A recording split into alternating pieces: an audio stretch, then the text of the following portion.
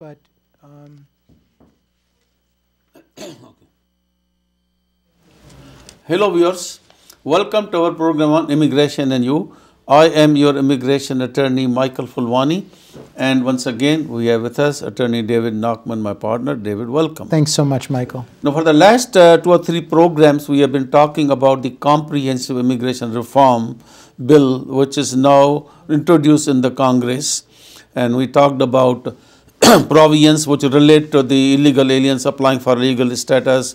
We talked about how they can get the green card, how they can become citizens, and we talked about the family preference categories and a lot of good information.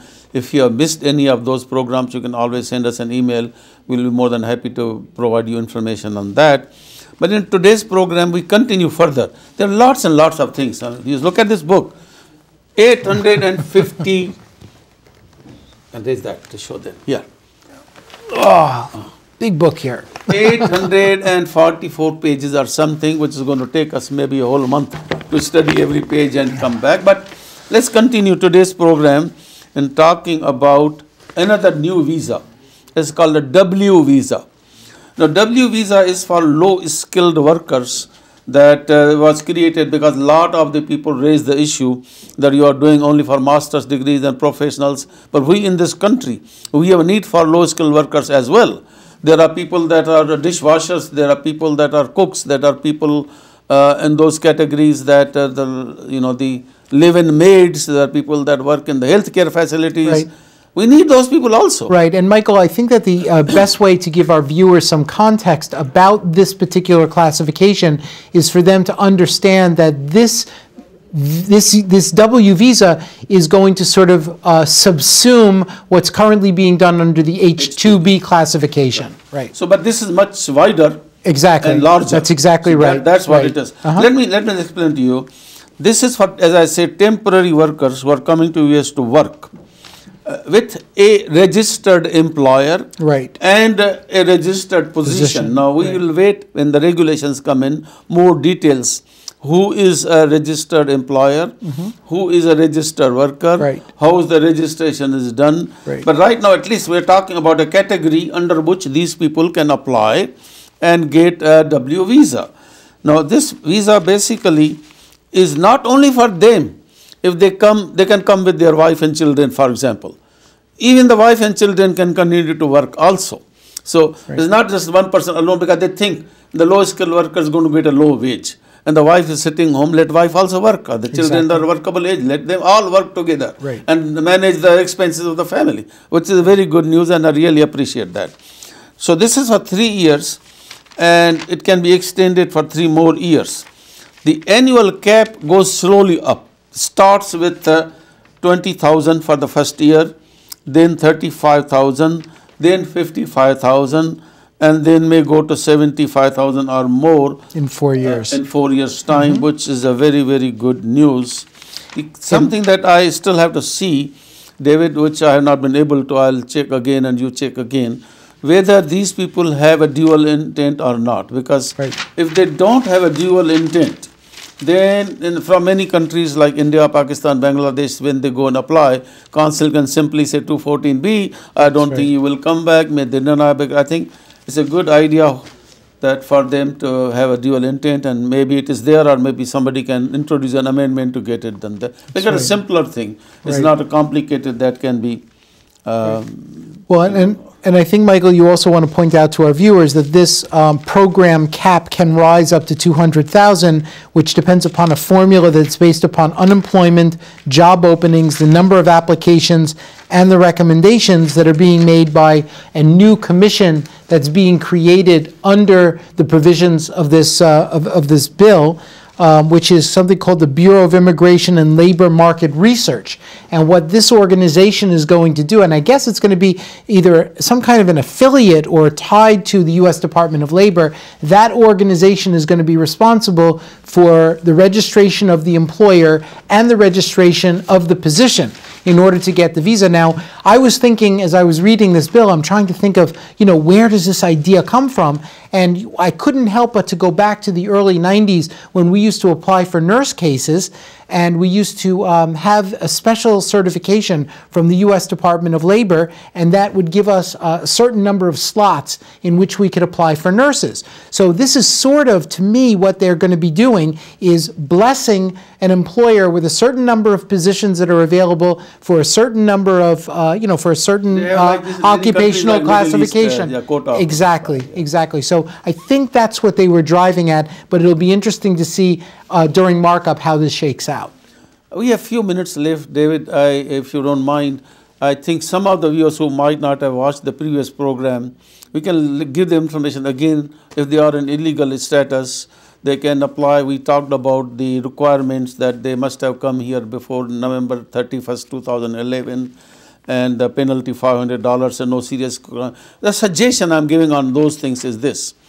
This is not the law yet. We know that. So don't fall into the hands of those scammers and notorious. Be very careful. At the same time, we are not saying that you don't pay any attention to this. Because listen, ultimately when the law becomes, this becomes the law, you need to have some evidence. You need to have proof that when you entered. You need to have proof about your continuous residence. So it is not a bad idea to advise our viewers that at least start putting papers together, be in readiness.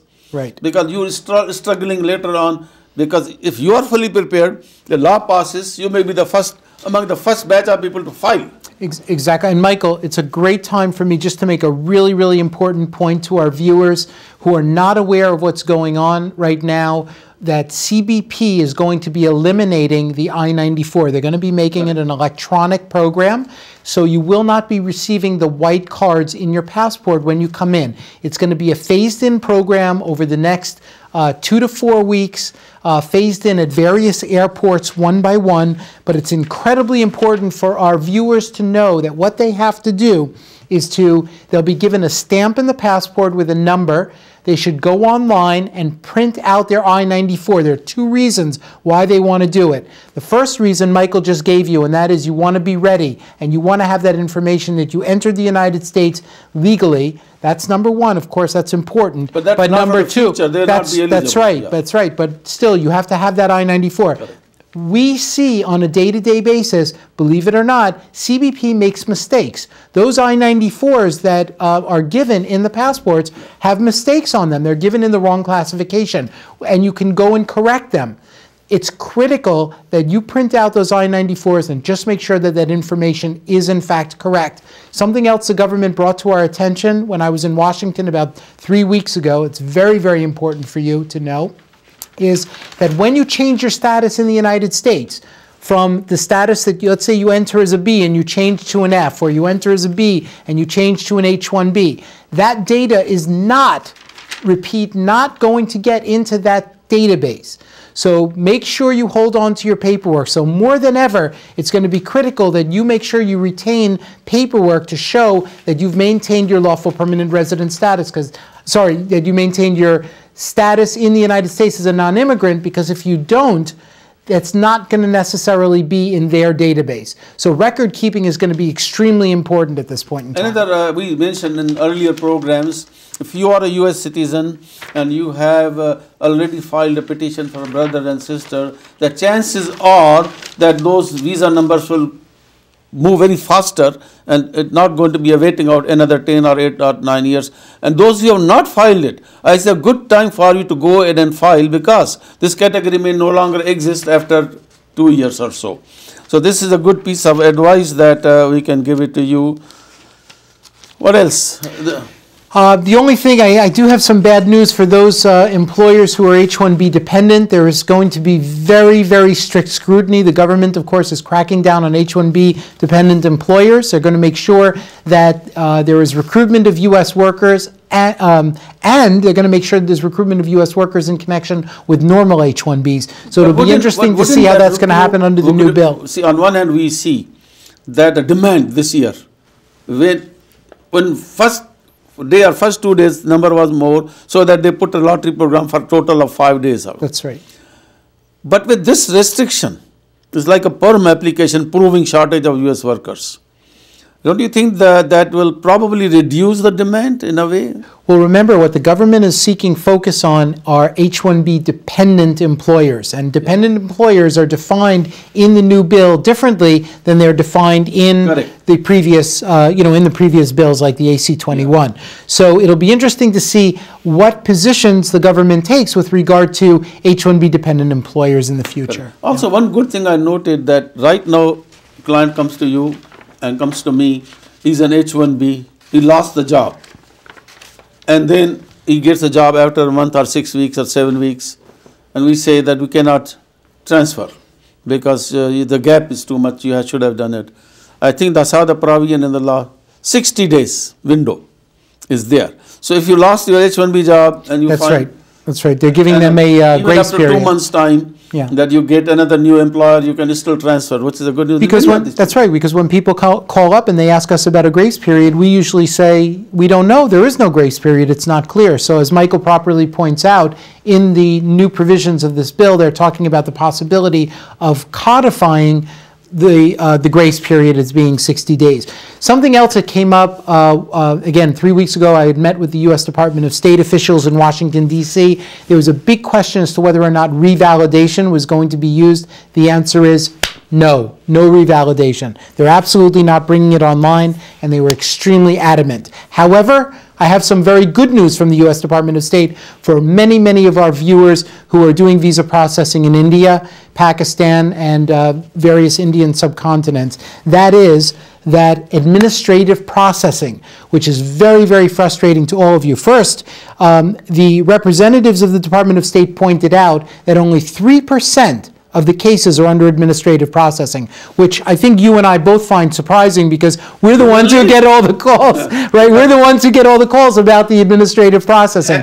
But they say only 3% of the cases are under administrative processing, but they said that within the next several weeks, they're working on a very specific, and they weren't clear about what the program was, but what they're doing is they're reducing the administrative processing cases. So they have something in the works. Yeah. When we were there, we talked to the consular officer, we raised this issue. They said, David, Mike, you don't know. You are only talking about small number. Majority, I say, okay. So if now you are saying only 3%, if they only 3% 221Gs administrative processing, why can't they speed up? Why is a, no, well, why that's what they're trying to do. Why is the 221G admin processing pending for more than 1 year? What is that they need? They said, we want these documents, information person gave to them.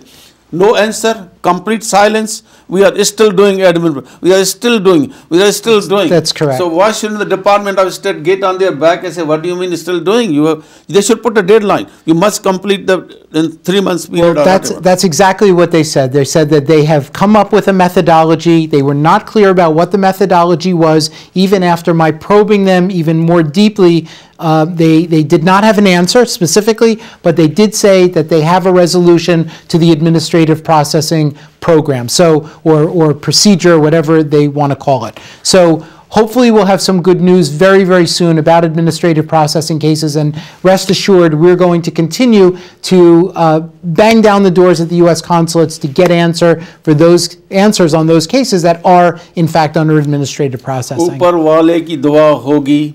Inshallah, God willing.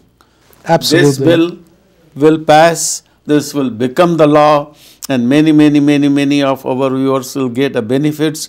And when, after the passage, a client comes in, you have more options here. Today, we say, okay, you can marry citizen, or do this, or employer. Not too many options. I think I see plenty of new options coming from this bill. Agreed. So, God willing, the bill will pass. Absolutely, David Michael. and me will come back again every week, give you more and more latest information. David, thank you very much, and thank you so all much, of you Michael. for watching the program. Thanks. Bye. Bye now.